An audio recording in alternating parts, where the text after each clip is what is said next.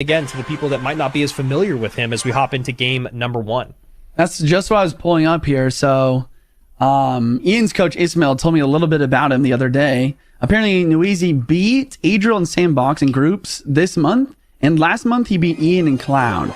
So he's just got a really solid track record against some really strong players. Other than that, I know almost nothing about him.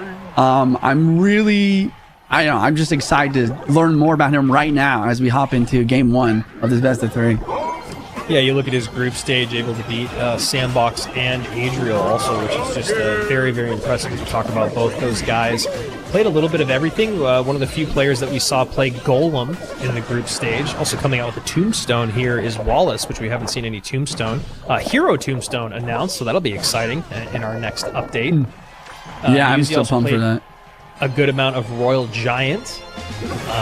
So kind of all over the place. Looks like he definitely played a bit heavier, though, in general, his play style. As we see WALLACE come out with a Graveyard Freeze deck. This is not a sudden death challenge, but WALLACE happy to play Graveyard Freeze. Man, but based on the information you just gave us, it does make a lot of sense. If NIUZI's kind of used to or likes playing these heavier type decks, it makes a lot of sense that WALLACE would bring an Executioner and a Bowler and a Tornado Freeze combo to really lock down these defenses. I think specifically, this is like just a Golem snipe. If you play against Golem with this deck, you win 100% of the time. On the other hand, here in this situation, these cards are still pretty valuable because NIUZI has a pretty heavy deck, but the Mother Witch for the Graveyard is definitely going to be something that WALLACE is going to have to deal with. But the freeze helped out a little bit. NIUZI's going to have to kind of pivot the placement that he might use. Ideally, you want to play behind the King Tower to prevent the freeze from dropping down right away. WALLACE had a great group stage, beating Pedro, Jors, Boss, Surgical Goblin, and Igor there, 2 people that were on that Team Liquid World Championship team. So a very impressive group stage for WALLACE. Giant slowly dropping down. Bowler as well. And yeah, NIUZI just doing his best to kind of control the chaos here.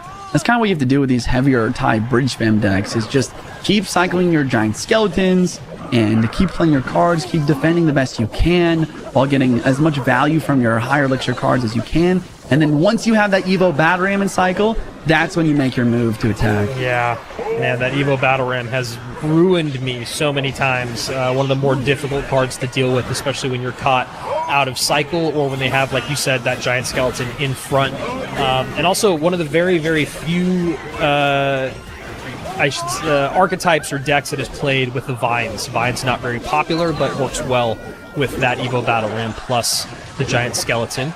As this freeze comes in. Yeah. Seemed like he thought the freeze. I think he thought the freeze was going to take out the Mother Witch, but then when it didn't, he realized that he had to play Tornado as well.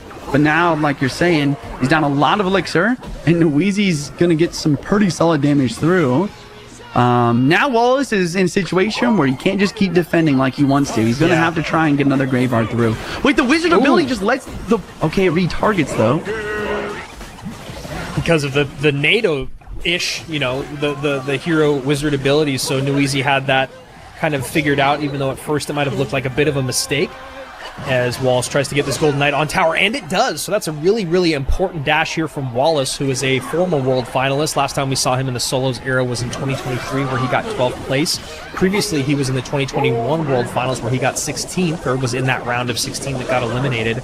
But he was not shy to the competitive scene last year, as he did get 3rd place in our LCQ in 2025. So definitely a guy that has what it takes and has been around since that team's era.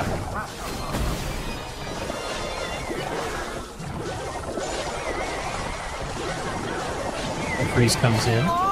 Mother Witch, though, spawning some piggies. WALLACE down by just a bit here with 30 seconds remaining. And that huge Golden Knight NATO connection. Wow. Absolutely beautiful there. Wow. Insane. 24 seconds left. Battle Ram coming through. Tombstone's going to drop on defense. Wizard's trying to snipe over the river. At this point, WALLACE just needs to lock down this defense. He may play this Bowler ability just to try and keep it on his side of the map for a little bit longer. NIUZI's ready. But the Golden Knight dash really locks down these zappies, and now there's just not enough time. WALLACE going to be coming through for a very solid first game win. Yeah, wow. WALLACE there just showing why he's been a tried and true competitor in the World Finals, in the CRL scene. You know, taking that 4th place back in 2020. Forget data. That's the other problem with duels mode. It says 100-0 in terms of WALLACE, but there's only 2 examples of that. But when you look at 6 or more matching cards with almost 400 examples, it showed that he had the matchup 60-30 or 66-33. But again, that's only 6 or more matching cards, which those final 2 cards can change that conversation up quite a bit. So true. So here we go. Game number 2. WALLACE playing a very, very nice game number 1. Obviously, he has the experience on his side, probably a lot less nervous than NIUZI is, especially going into game number 2. Hero bowler decks that NIUZI played. We saw him play with Golem. Looks like I think we saw it with Royal Giant as well. Bowler E-Spirit, and there is the Royal Giant, as you said. And we see WALLACE with the Tesla, most likely, honestly, almost 100% chance it's going to be a drill deck here. Yes. Drill just synergized so well, as well as the Goblin Demolisher. Just synergized so well with the Goblin Demolisher and Snowball here. Yeah, very rare to see Goblin Demolisher with much of anything else. True. You see that Evo Snowball, as you mentioned, Juicy, and it's basically a sure thing, as WALLACE gives a little shake of the head as he takes a shot there from the Royal Giant. NIUZI has more than enough elixir to defend. Okay, Skelly Giant gets some chip damage from WALLACE, though, so he's probably pretty happy with that.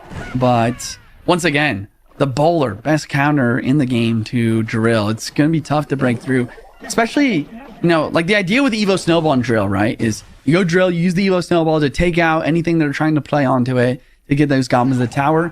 Problem is that just doesn't really work with a bowler, because the bowler just, it's like an infinite log guy. Yeah. You just keep spamming logs at your Drill, and you can't really take it out even with the Snowball.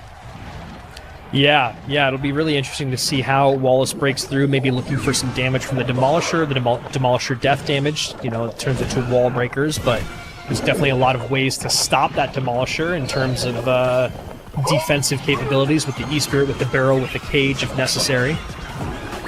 Skelly Giant comes back. What a beautiful split placement from WALLACE. Bowler does get a couple shots, though.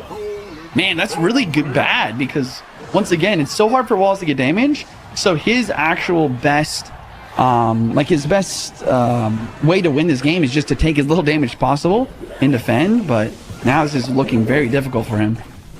And that lightning goes to just the Demolisher and the Princess Tower, but damage is done as this bowler is on the board and trying to clear off that Dark Prince, but the Skeleton Dragons will help out. Yeah. Phoenix also going to be a big problem in this matchup, Juicy, is there's just not a great way to get on top of that Phoenix. Skeleton Dragons, you know, not a lot of DPS, and the targeting can be a little iffy. And then that Tesla you want to save for the Royal Giant, so we'll see how NIUZI punishes WALLACE with that. I'm trying to think right now of how or like what WALLACE could possibly do in order to win at this point, because it's really hard. I mean, I think this Tesla placement is solid. Like, you definitely want to stack Teslas. You want anti-lightning Teslas.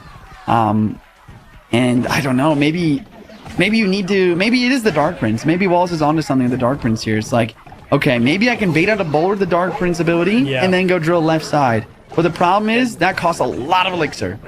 Yeah, that's a great call that you make there, and that might be what we're seeing here from WALLACE, who has yet to play his drill as that lightning comes down. RG gets another shot on tower. WALLACE not wanting to play the Tesla and give too much lightning value, but then ends up taking a shot from the Royal Giant instead.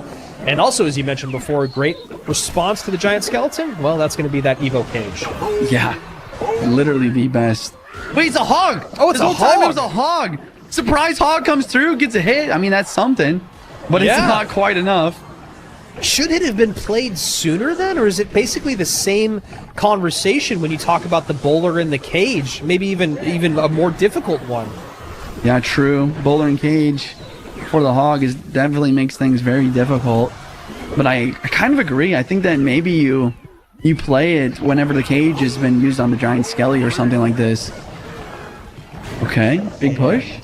Yeah, Skellies take that E-Spirit off the board, so Dark Prince is able to get on top of that bowler. Now a hog comes through behind the Giant Skeleton, coupled with that Evo Snowball, and a hog hit comes in, but with only 20 seconds remaining and a Royal Giant coming in on offense, it looks like NIUZI might have this sewn up.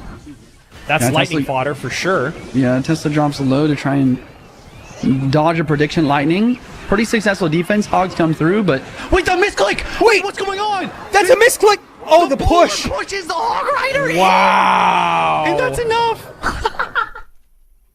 And guys, that is why you never, ever, ever give up until the game is over. We saw it in the last matchup between Asaf and Mo Light.